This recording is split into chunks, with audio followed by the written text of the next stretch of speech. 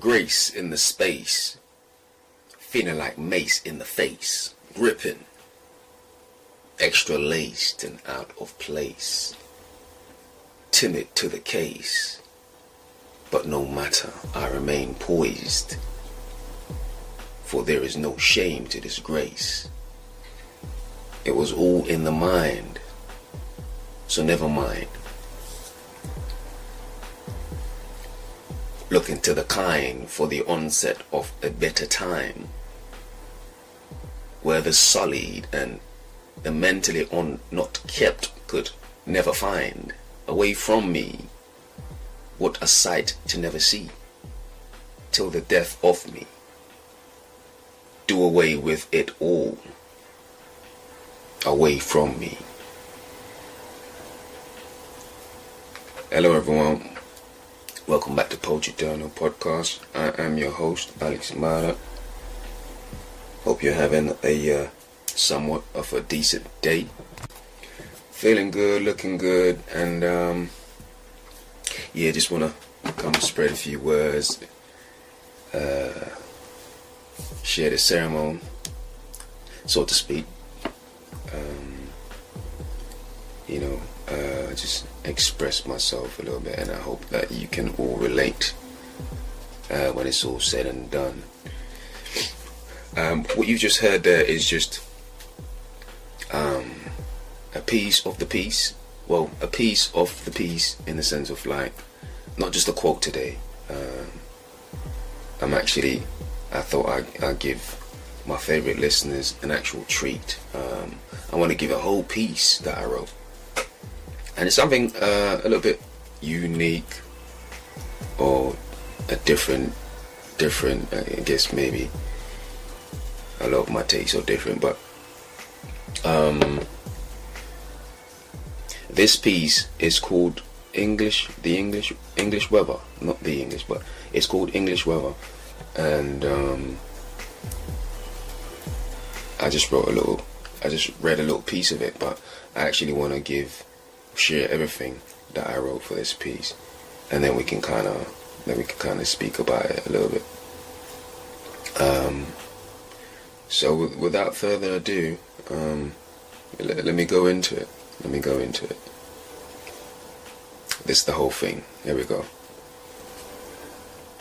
Grace in the space, feeling like mace in the face, gripping, extra laced and out of place, timid to the case, but no matter, I remain poised, for there is no grace, there is no shame to disgrace.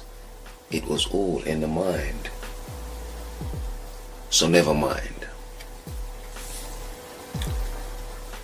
Looking to the kind for the onset of a better time, where the sullied and the mentally not kept could never find away from me. Do away with it all, away from me.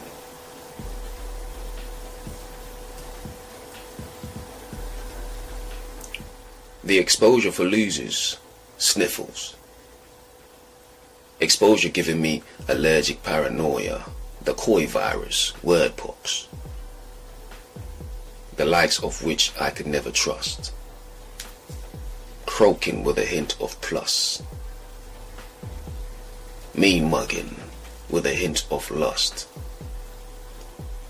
smiles my way, sweet to the front like tooth decay, earth spray, I'm tender with the moments, looking for the crossover, nostrils sniffing away, seeking the sweetest scent, the one that depicts my stay, paving the sweetest lay, sweet like sorrows and 1,000 tooth decays.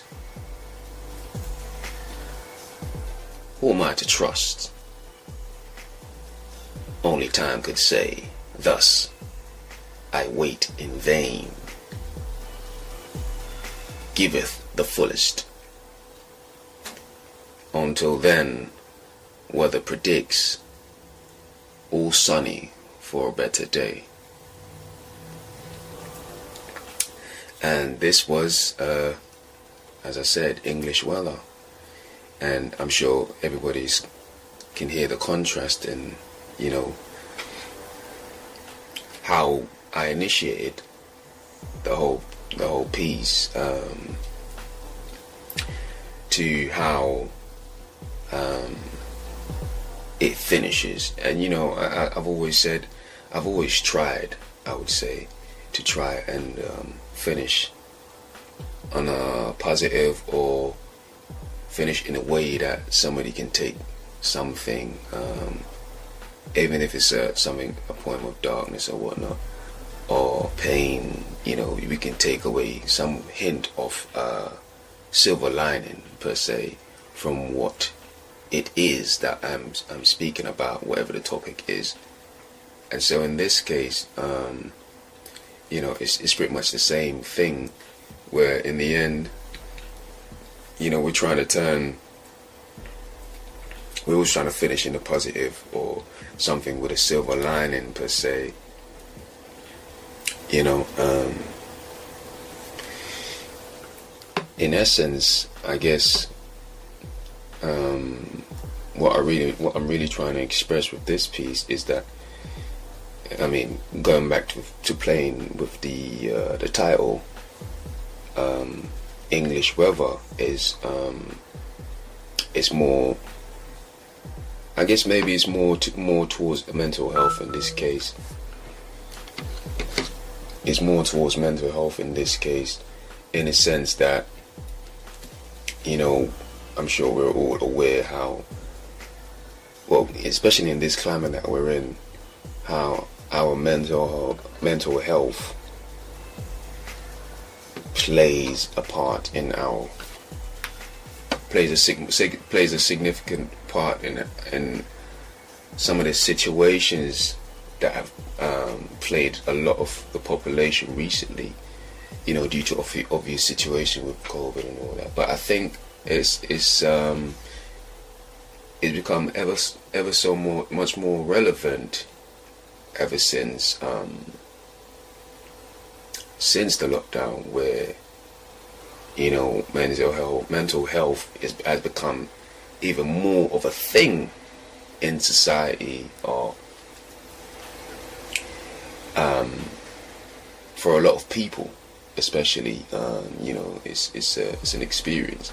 And so going into this, it's just perhaps an insight into, you know, how things come and go,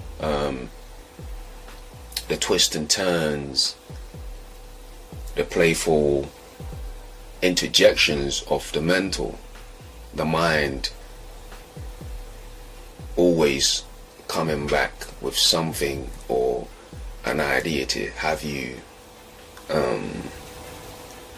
questioning yourself, or trying to find answers to solve a situation that is impossible. Because, you know, to an extent, you know, when you think about what your mind, you can never outdo yourself. You can never outdo your mind, because you know you better than yourself. And so it's kind of like an effort in futility sometimes when we think about what we go through, and constantly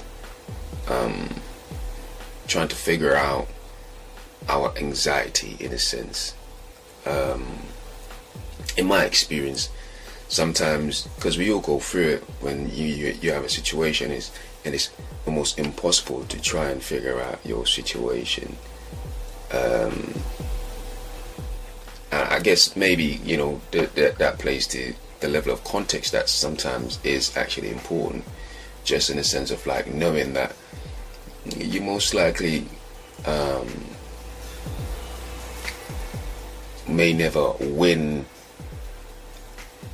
indefinitely, but you can win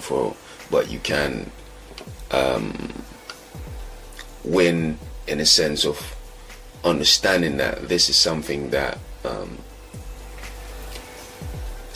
is a part of being, in a sense, and not seeing it as a negative, actually embracing it, or seeing it in a way that, you know, it's more constructive, it's more a tool as opposed to a chink in your armor.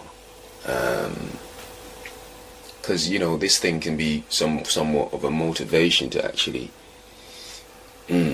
grow, and you know, that's always been my take on it, where I've always tried to see it or mold it into something that can be of motivation tool, something of an asset as opposed to a hindrance, just in the way I go about relating and understanding my own anxieties, in a sense. So that's pretty much what I was saying, and you know, just by in essence, just taking time to share this piece that I wrote, you know, and the take is that it's just depicting the way our minds and emotions would change at the drop of a hat sometimes, or specifically like the English weather. I'm sure we all are aware of how London's weather comes and goes. Even if you're not from London, or like if you're not in the UK, which is currently where I am, which is where I live, like I'm sure you can relate to certain places like that in the US perhaps, but for the most part it's different in the sense of like, for the most part the weather is pretty much there's pretty much like seasons where, you know, there's only a winter, but after that you're good, sun will be there. But if you know London weather, for example, and you're from the US, and you're not aware of what London weather is like, if you ever come to London, or when you're coming to London, I implore you, do not leave your umbrella. But more to it, sometimes we can't help ourselves with our back and forth and torment, speaking to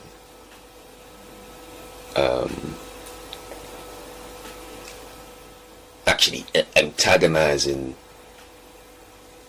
yourself, whether internal or external stimulus, you know, it has to start with something. It's inside or out. We go out of our way to act as our own, I like to call it paranoia catalyst, in a sense. But it's important to know when enough is enough. At this point, when we feel like that, you know, it's almost like a tipping point. To be in, when I say tipping point, like it's almost like you've met your threshold, and now you're about to be overwhelmed. Basically, my thing would be, this is the time to give yourself a break. You know, this is the cue to give yourself a break. How do you do that? Just stop thinking. Just switch off. That's it, you know. And it's almost like you just move on, or yeah, that's basically it. And you just stop, like it's almost like time stops, or you stop in your head, and yeah, you just relax. I've always found, now it's easier said than done for a lot of people, but I've always found that usually works for me, in a sense. So I hope you get, you know, kind of like where I'm coming from with this. But in either way, it's it's something to think about. And so I wanted to share it. The other thing I would say is, going back to what we were just speaking about, relating to that in a different way, different segment per se, but treat yourself. Whether that be through expression, by being honest. And let me just say before, this is kind of a unique take. I keep saying this, but it's kind of a unique take, what I'm about to say. So just kind of follow me and see where and hopefully you can get what I'm trying to express with this. Treat yourself, whether it be through expression by being honest. I always find honesty it gives a sense of relief. Almost, in a sense, sometimes indirectly steering away from agreeability. There is no need to fear what you may perceive as the bad person that you are because you say no. Sometimes it's good to see or be the monster in the shade. In society today, my perception personally is that we are all programmed, or there's an effort to program us to be agreeable. However, if you're always agreeing, I would argue that is something that most people are not happy with themselves about. As for myself, I personally do not like to agree in vain. Only in the sake of being objective, thus. I would argue that being disagreeable is a treat sometimes. More so a treat if you're not used to doing it, but so often. I think especially as I find this is maybe because more so significant because as a man, that's part of our makeup, disagreeability. And so when it appears to me personally like everything is more prone towards agreeability, is just and if this is something that holds any relation to reality, or hopefully it's not just in my head, that we're all somewhat programmed to be agreeable, then there's a certain stress subconsciously, that we're not personally aware of, because it's almost like subliminal. It's a programming in a sense. So yeah, treat yourself. Disagree sometimes, and be selfish. Do for self. Feed your mind. Feed your ego to your heart's content. There is no excuse for lack of self-love and personal honesty.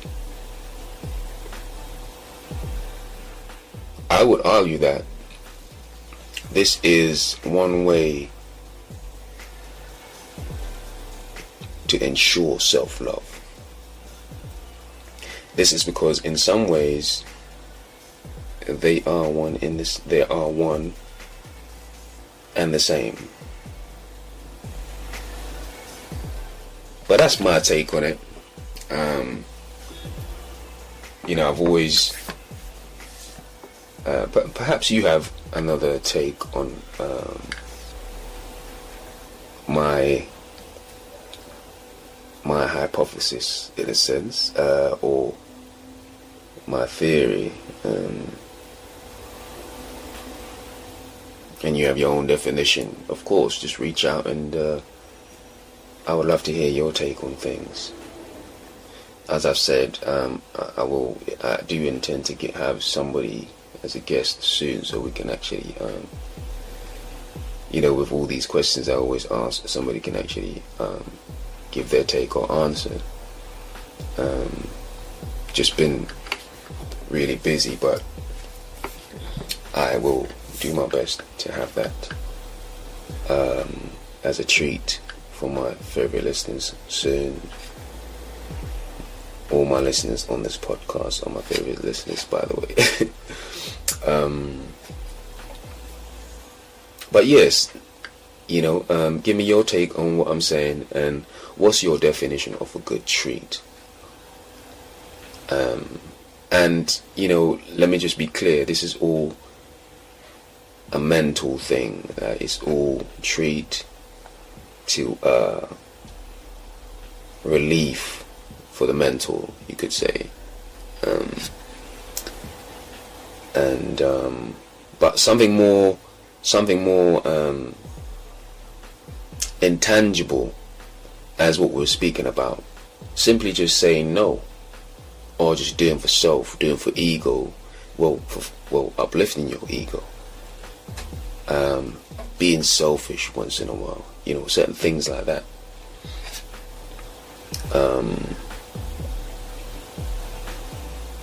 Ego and confidence are not too, there's a fine line between the two, but they are, they don't live too far apart. I just want to say that, and have a think about that.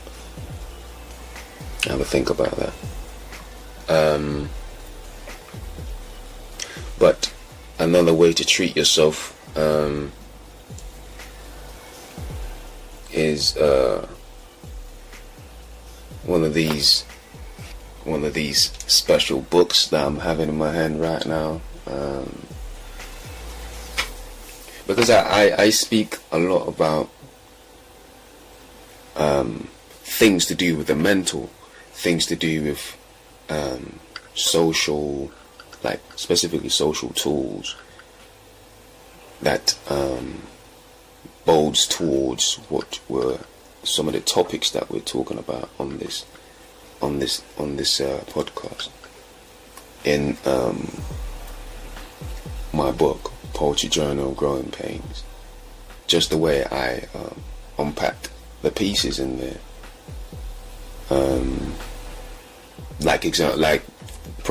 Good example would be English weather, and reach out if you're a reader. And I must say, if you're a reader, it's not just poetry, as you know, it's stories. So thriller stories, crime. If you're into stories, we've got stories. If you're into poetry, we've got 2 poetry books, but the most recent is Poetry Journal, Growing Pains. I will leave a Linktree link that you could all click on to find one of these books that I'm speaking about. So yeah, have a listen, then have a read, and treat yourself. Do for self.